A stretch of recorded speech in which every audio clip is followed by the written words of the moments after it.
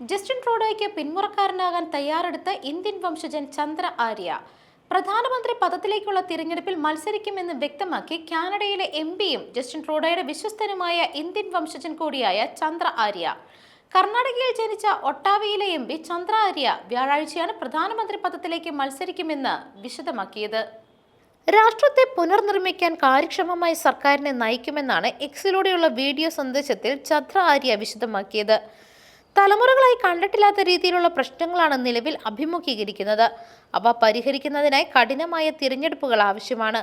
നമ്മുടെ കുട്ടികൾക്കും പേരക്കുട്ടികൾക്കും വേണ്ടി ധീരമായ തീരുമാനങ്ങൾ എടുക്കണം.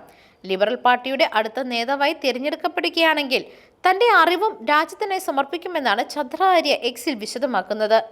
വിധിയുടെ നിയന്ത്രണം കാനഡ ഏറ്റെടുക്കേണ്ട സമയമായിരിക്കുന്നു. വിരമിക്കൽ പ്രായം ഉയർത്തിയും പൗരത്വത്തെ അടിസ്ഥാനമാക്കിയുള്ള ടാക്സ് സംവിധാനം ഏർപ്പെടുത്തിയും ഫലസ്തീനെ രാജ്യമായി അംഗീകരിക്കുമെന്നും ചന്ദ്ര ആര്യ എക്സിലെ കുറിപ്പിൽ വിശദമാക്കുന്നു.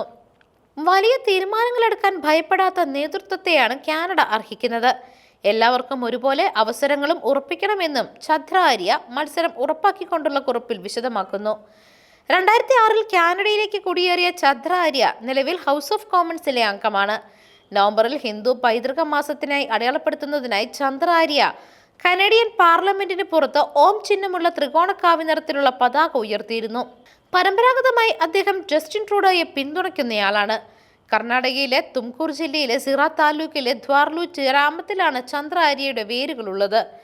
ധർവാഡിലെ കൗൺസിൽ ഇൻസ്റ്റിറ്റ്യൂട്ട് ഓഫ് മാനേജ്മെന്റ് സ്റ്റഡീസിൽ നിന്ന് ബിസിനസ് അഡ്മിനിസ്ട്രേഷനിൽ ബിരുദാനന്തര ബിരുദം ചന്ദ്ര ആര്യ നേടിയത്.